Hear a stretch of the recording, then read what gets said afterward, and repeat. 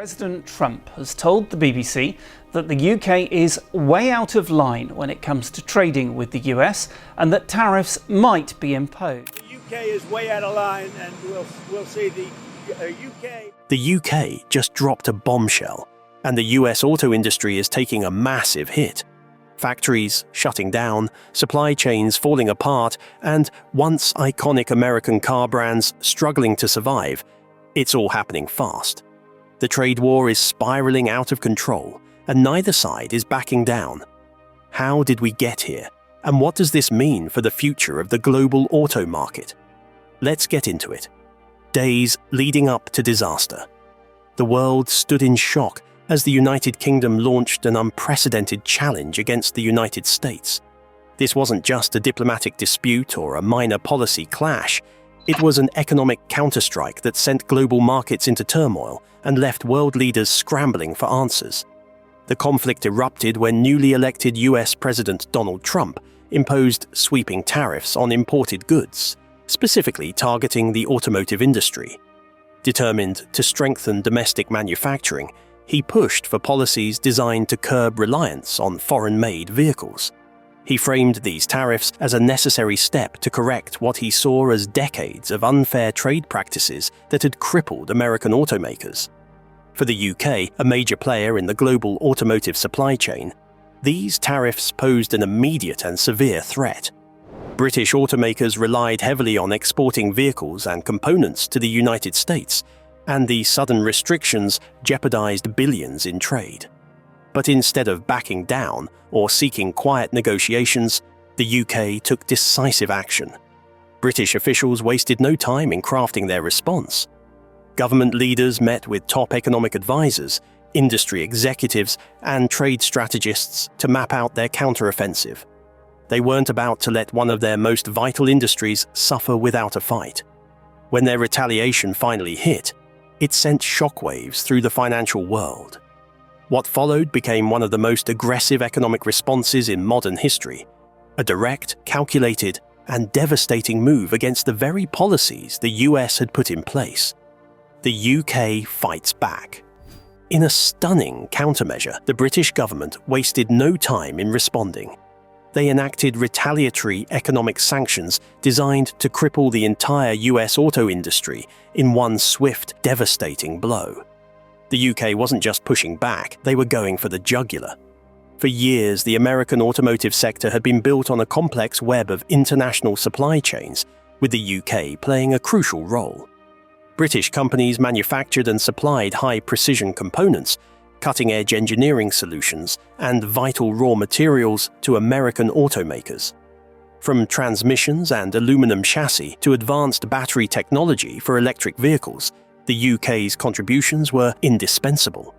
Trump's tariffs threatened to upend this delicate balance, placing enormous pressure on British businesses that had long been integral partners within the industry.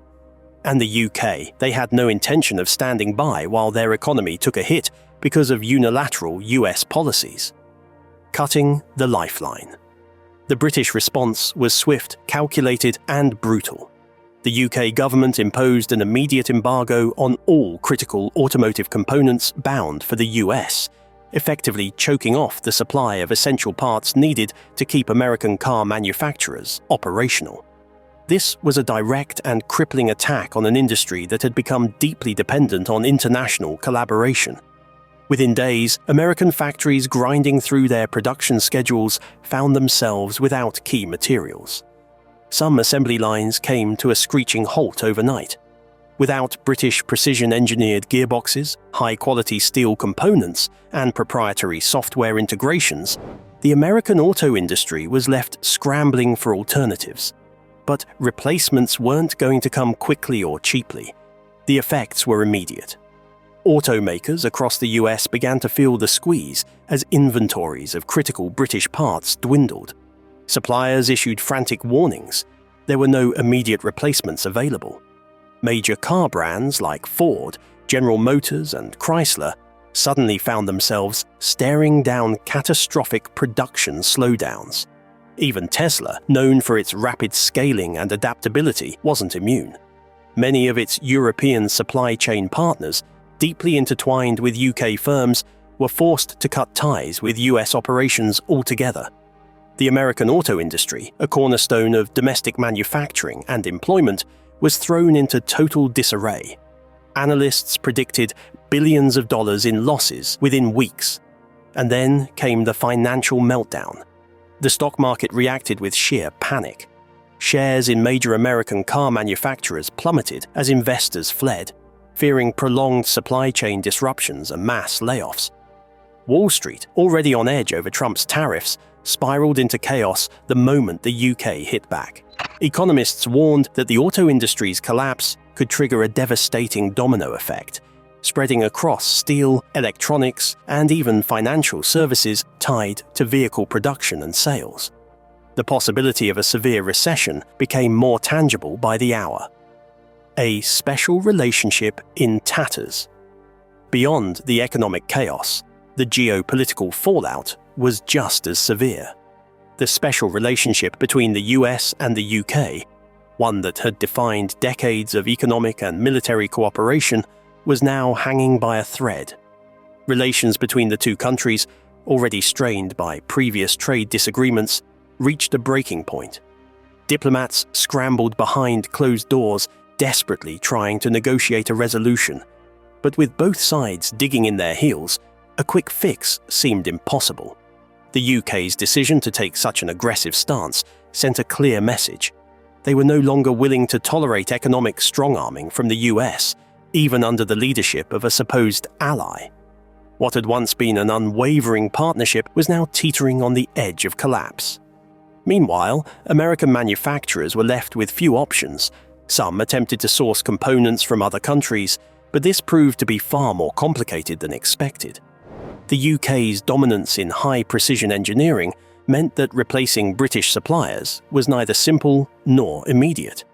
Even if alternative suppliers could be found, retooling factories to accommodate new components and reconfiguring supply chains would take months, if not years. The entire production cycle was thrown into disarray, and the mounting costs had to be passed on to consumers. Car prices soared, and with the average American already facing economic uncertainty, demand for new vehicles plummeted. A crisis with no end in sight. As panic set in, American auto executives turned to Washington for answers.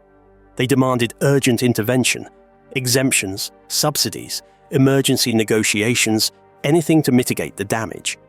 However, the Trump administration, firm in its commitment to economic protectionism, refused to back down. The president, known for his combative stance on trade, saw the UK's move as a direct challenge to American sovereignty. He wasn't about to be seen as caving to international pressure. Instead of de-escalating, his administration doubled down on the tariffs, escalating the situation further. And with that, the US auto industry stood at the edge of the abyss, staring into a future that looked increasingly uncertain. Europe's opportunistic move.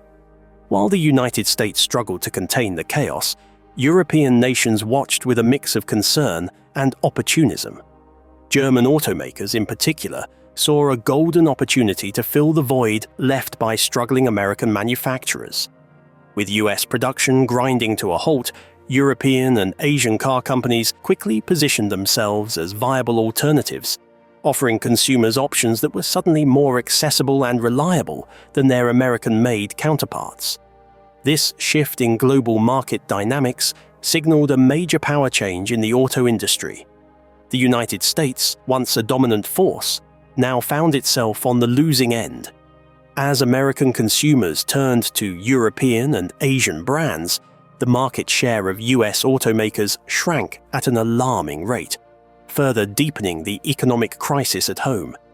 The UK's gamble and its mixed reception. Back in the UK, the government's aggressive move sparked mixed reactions.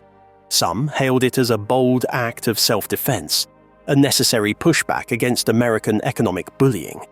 Others worried that escalating tensions with the US could spiral into a much larger economic conflict, dragging in industries far beyond automobiles. For British businesses that relied on exports to the US, uncertainty loomed. With the trade war intensifying, concerns grew over whether other sectors would suffer collateral damage. Yet, for now, the UK had made one thing clear: it would not be pushed around, even by one of its closest allies. As the standoff continued, the American auto industry spiraled further into crisis. Factories were forced to cut jobs, leading to rising unemployment and mounting political backlash. Workers who had once rallied behind Trump's America First agenda were now questioning whether they had been misled. The promise of a revitalized manufacturing sector seemed to be unraveling before their eyes. With no resolution in sight, the situation grew more dire by the day. The UK had made its move, and the aftershocks were only beginning. The real question was whether either side would blink before the damage became irreversible. As the embargo dragged on, the immediate effects of the UK's counterstrike gave way to even more alarming long-term implications. American automakers, already struggling to replace UK-sourced components, faced mounting financial losses, supply chain breakdowns, and an ever-growing sense of uncertainty among investors and consumers.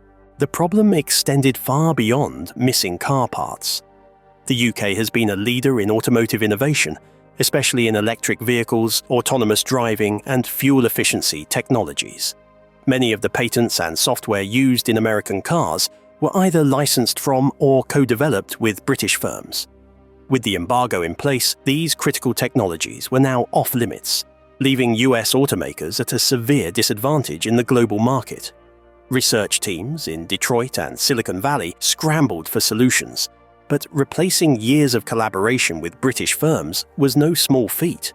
The cost of developing alternatives was staggering, and every day that passed saw American manufacturers fall further behind their European and Asian rivals, a ripple effect across the economy. The crisis sent shockwaves throughout the entire US economy. The auto industry was more than just assembly lines. It was a vast ecosystem of suppliers, transport companies, dealerships, and financial institutions. With production stalled, these interconnected industries faced their own downward spiral. Auto parts suppliers that had built their businesses around American contracts suddenly had no buyers. Many were forced to lay off workers or shut down entirely. Car dealerships, unable to secure new inventory, struggled to stay afloat as sales plummeted. Financial institutions that financed vehicle purchases saw loan applications dwindle, dealing another blow to an already fragile economy. The effects hit everyday workers the hardest. Factory closures became inevitable, and entire communities, particularly in states like Michigan and Ohio, were devastated. These were places where auto manufacturing had been the economic backbone for generations. Now, unemployment was surging, and the economic despair was becoming impossible to ignore. The political fallout. As the crisis deepened, Trump's administration found itself under intense scrutiny. What had initially been framed as a bold move to strengthen the American auto industry had instead pushed it to the brink of collapse. Critics, both political and economic, pointed to the trade war as a reckless miscalculation. Trump's opponents seized on the crisis, using it as evidence that his economic policies were short-sighted and destructive. Even within his own party, cracks begin to show. Some lawmakers urged the administration to rethink its strategy and seek a diplomatic solution before the damage became permanent. But Trump refused to back down. In public addresses and social media statements, he doubled down on his stance, portraying the UK's embargo as an act of economic warfare. Instead of seeking a resolution, his administration escalated the situation further, exploring additional tariffs on British goods beyond the auto industry. Rather than de-escalate, the trade war between the US and the UK only intensified. British leaders, unwilling to bow to American pressure, responded with even more aggressive measures. With both nations locked in a stubborn standoff, the question remained: how much more damage would be done before one side finally conceded? Neither side was willing to be the first to back down, and what started as a trade dispute had now escalated into an all-out economic war. The global impact was undeniable. For decades, the US and the UK had been two of the most powerful forces in the world economy. and their ongoing standoff sent shockwaves through international markets. Other nations, wary of becoming collateral damage, re-evaluated their own trade policies.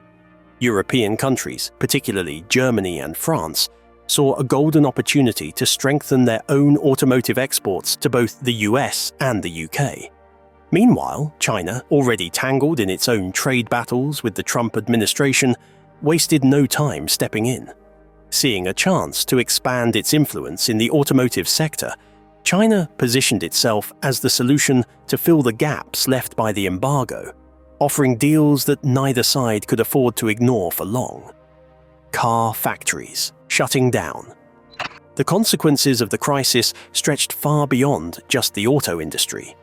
The steel sector, which had long been a major supplier of materials for automakers, now faced a steep decline in demand. Oil and gas companies, heavily reliant on steady vehicle production to maintain fuel consumption, also suffered losses. Even the tech industry wasn't spared. Many of the companies that had developed cutting-edge software and hardware for modern vehicles suddenly found their contracts in jeopardy. The ripple effect was massive. The interconnected nature of the global economy meant that no sector was immune from the fallout. As the crisis deepened, it became clear that the damage was reshaping the very foundation of American manufacturing. For everyday Americans, the situation quickly became unbearable. With production at a standstill, the price of American-made cars skyrocketed due to dwindling supply. Dealerships ran out of stock and had no choice but to turn customers away. Those who couldn't afford the soaring prices turned to foreign-made vehicles, which only worsened the struggles of domestic manufacturers. The once proud image of American automaking dominance was unraveling. Instead of leading the global market, US manufacturers were floundering, while European and Asian brands took center stage. The industry that had once symbolized American strength was now on the verge of collapse. As the crisis dragged on, tensions between Washington and London reached unprecedented levels. Diplomacy failed repeatedly, with neither government willing to make the first move toward resolution. The economic standoff spilled over into the streets, sparking protests in both countries. In the US, demonstrators demanded an end to the trade war, urging the administration to reverse the tariffs before more jobs were lost. Meanwhile, in the UK, business leaders warned that the embargo was doing more harm than good, pushing the government to reconsider before international relations were permanently damaged. The unraveling of the once strong US-UK alliance had even bigger geopolitical consequences. Other nations watched closely, some seeing America's economic troubles as an opportunity to assert themselves on the global stage. Others feared that this was just the beginning of a broader economic crisis that could destabilize the world. The US, once a dominant force in international trade, now found itself increasingly isolated as even its closest allies hesitated to get involved. Within the US, sharp divisions emerged over the best course of action. Some industry leaders pushed for immediate negotiations, arguing that the country couldn't afford to keep escalating the conflict. Others, particularly those with close political ties to the Trump administration, insisted that a tougher stance would eventually force the UK to back down. But as weeks turned into months, it became painfully clear that sheer resilience alone wouldn't solve the problem. The damage to the American auto industry was already extensive, and without a dramatic shift in strategy, its future looked bleak. Desperate attempts at recovery. Despite the grim outlook, some American automakers scrambled to salvage what was left. Many started investing in domestic production of parts previously sourced from the UK, hoping to build a self-sufficient supply chain. But this was easier said than done. The expertise required to manufacture high-quality components simply wasn't available in the US on short notice. Others turned to alternative suppliers in Japan, South Korea, and Canada, but these efforts faced logistical and contractual challenges. Even when solutions were found, implementing them quickly was nearly impossible. The industry was running out of time, and with every passing day, American automakers fell further behind their global competitors. For the American public, patience was wearing thin. The auto industry had long been a symbol of national pride, and its collapse felt like a humiliating failure.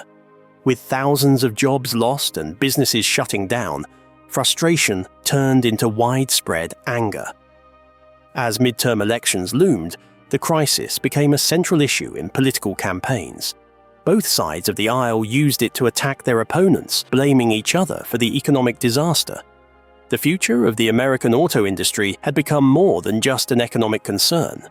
It was now a defining moment in the nation's political landscape. The auto industry crisis. The trade conflict between the United States and the United Kingdom had spiraled far beyond a simple policy dispute. What began as a disagreement over tariffs had turned into a full-blown economic disaster, affecting not just American manufacturing, but also global financial markets, international alliances, and technological progress. Every day without a resolution only deepened the crisis, pushing the US auto industry closer to collapse. One of the most immediate and devastating consequences was the surge in job losses. American auto plants, unable to secure essential components, were forced to shut down production lines, leading to mass layoffs. The hardest-hit states were Michigan, Ohio, Indiana, and Kentucky that plunged into economic turmoil. Cities like Detroit, once the heart of the US auto industry, saw workers leaving in droves, searching for employment elsewhere. The effects rippled through local economies. Restaurants, shops, and service businesses that depended on auto workers' spending now faced closure. Entire communities felt the impact, as the financial strain trickled down from major manufacturers to small businesses struggling to stay afloat.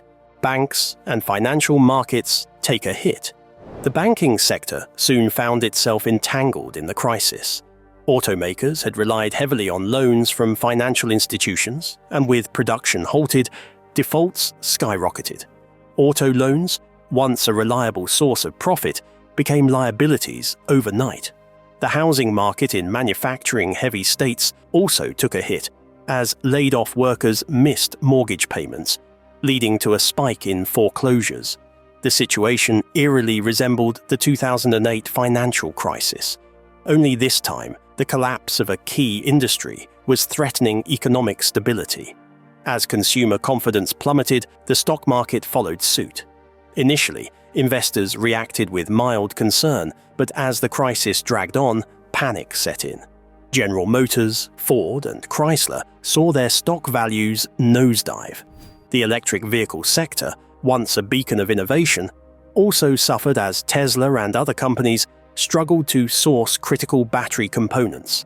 Major stock indexes, including the Nasdaq, Dow Jones, and S&P 500, faced record declines, leaving financial analysts scrambling to predict how deep the damage would go. Meanwhile, on the international stage, the crisis was reshaping global trade dynamics. The European Union, initially hesitant to intervene, saw an opportunity to expand its influence in the automotive market. Germany, in particular, took advantage of the struggling US auto industry by aggressively marketing its vehicles to American consumers. BMW, Mercedes-Benz, and Volkswagen ramped up production and flooded US dealerships with incentives, making European-made cars more accessible than ever. As American-made vehicles became scarce or unaffordable, consumers had little choice but to turn to foreign alternatives. China also seized the moment. Already investing heavily in its own auto industry, China wasted no time in pushing its electric vehicles onto the global market. Companies like NIO and BYD, offering affordable EV alternatives, flooded international dealerships. The crisis not only caused American companies to lose market share, but it also risked losing technological leadership to China, a blow that could take years, if not decades, to recover from. Political chaos and public outrage. Domestically, the political divide over the crisis became more heated than ever. The Trump administration refused to back down, insisting that maintaining tariffs would eventually force the UK to yield. But as the auto industry continued to crumble, lawmakers, business leaders, and the public pushed back. Congress held hearings where auto executives testified about the damage caused by the embargo.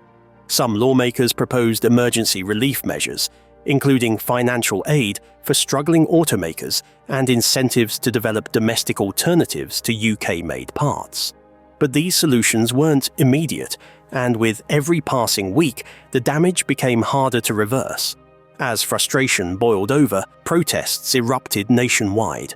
Auto workers, once strong supporters of Trump's promise to revive American manufacturing, now took to the streets demanding an end to the trade war. Union leaders, dealership employees, truck drivers, and even workers from unrelated industries joined the movement, recognizing that the collapse of the auto sector would send shockwaves through the entire economy. The worsening economic conditions provided a unique opportunity for political challengers. Opposition figures, both within the Republican Party and among Democrats, used the crisis to position themselves as alternatives to Trump's leadership. Prominent politicians flooded social media and public rallies, criticizing the administration's handling of the situation. They argued that diplomatic negotiations with the UK were the only way forward. The crisis had gone far beyond the auto industry. It had become a defining moment in American politics, one that would shape the country's economic policies, international relations, and technological future for years to come. The auto industry has always been a major issue in American politics, but now, more than ever, it's shaping the future of elections. Despite immense pressure, the Trump administration refused to back down. Instead, in response to the UK's embargo, it doubled down by introducing even harsher economic policies. This included slapping additional tariffs on European goods, further straining relations with US allies. Unsurprisingly, European leaders hit back with their own retaliatory measures. What started as a trade dispute between the US and the UK had now spiraled into an economic war, with the US clashing against multiple global powerhouses. The collapse of the US auto industry. As tensions escalated, the long-term survival of American automakers came into question. Supply chains were shattered and production came to a grinding halt. Companies that once dominated the global auto market now found themselves on the brink of bankruptcy. Some desperately tried to relocate their manufacturing outside the UK, but setting up new supply lines was a costly and time-consuming process. Others sought mergers with foreign companies in a last-ditch effort to stay afloat in an increasingly volatile market. Meanwhile, across the Atlantic, the UK was feeling the consequences of the embargo as well. While Britain successfully put pressure on the US auto industry, the move wasn't without drawbacks. British manufacturers that previously relied on exports to the US saw a sharp drop in revenue and struggled to find alternative buyers. However, the British government had prepared for this. By securing stronger trade agreements with the European Union and Asia, they managed to cushion the economic blow, ensuring their industries didn't suffer as much as their American counterparts. With no resolution in sight, the crisis only worsened. The once mighty American auto industry, once a symbol of innovation and economic power, was now in shambles.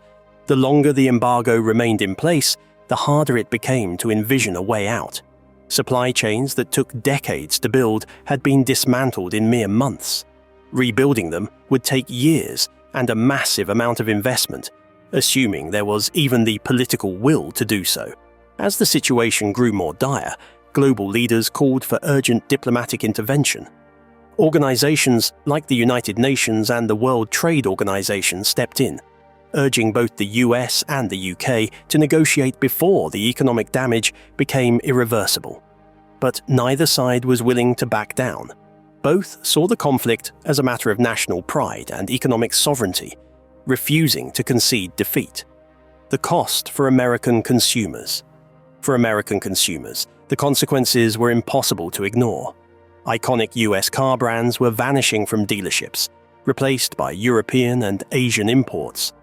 Owning an American-made car became significantly more expensive as replacement parts became scarce. Even ride-sharing services, which relied heavily on American vehicles, struggled to maintain their fleets. The cultural impact was undeniable, and America was losing its status as an automotive powerhouse. As the crisis unfolded, it became clear that this was no longer just a trade war. It was a battle over the future of global economic dominance, one that reshaped alliances, shattered industries, and rewrote the rules of international trade. The full extent of the damage was still unknown, but one thing was certain: the American auto industry would never be the same again. The fallout from the US-UK trade war extended far beyond immediate economic losses. It fundamentally reshaped the global auto market, allowing new players to rise while pushing American automakers further into decline. One of the most significant effects was the acceleration of automotive technology outside of the US. For decades, American automakers had led in vehicle innovation. But with their industry in freefall, they were too focused on survival to invest in next-generation technology. Meanwhile, competitors in Europe, Japan, South Korea, and China seized the opportunity. They aggressively pushed forward with advancements in electric vehicles, hydrogen fuel cells, and self-driving technology. Governments in these countries saw America's struggle as a golden opportunity, offering massive subsidies and incentives to strengthen their own auto industries. This ensured their dominance in the years to come. The rise of new economic alliances, the geopolitical impact of the trade war also reshaped global economic alliances. The UK, once heavily reliant on trade with the US, shifted its focus to the European Union and Asia. By forging new partnerships, Britain was able to mitigate its losses from the American market. British car manufacturers that once prioritized exports to the US redirected their sales to European and Commonwealth nations, securing new supply chains that reduced their dependence on American industries. This shift weakened US influence in global economic policies, as countries that once followed Washington's lead now saw its trade decisions as unpredictable and unreliable. Within the US, the collapse of the auto industry sparked a deeper crisis, one that questioned the nation's role in global manufacturing. The belief in American self-sufficiency was shattered, exposing the fragility of an industry that had become too dependent on international supply chains. Without a strong domestic alternative, the country faced a difficult question. Could the future of American manufacturing be salvaged, or was the damage permanent? Policymakers, economists, and industry leaders found themselves at odds over the best path forward. Some pushed for aggressive government intervention, calling for sweeping industrial reforms and massive investments in domestic production. Others argued that the US had no choice but to re-embrace globalization, renegotiating trade deals to reintegrate into the very supply chains it had disrupted. The US auto industry, once a pillar of economic strength, had been brought to its knees by an unprecedented trade war. As the rest of the world moved forward, it became increasingly clear that it might never fully recover. The once unshakable dominance of American automakers had faded, and the industry that helped build the nation's economy was now struggling to remain relevant in a rapidly changing global market. The trade war isn't slowing down, and the damage keeps piling up. The American auto industry is now struggling to stay afloat, while competitors in Europe and Asia race ahead. Global alliances are shifting, and manufacturing may never look the same again. Only time will tell whether the US can bounce back, or if this is the beginning of a new global order. What do you think? Let us know in the comments.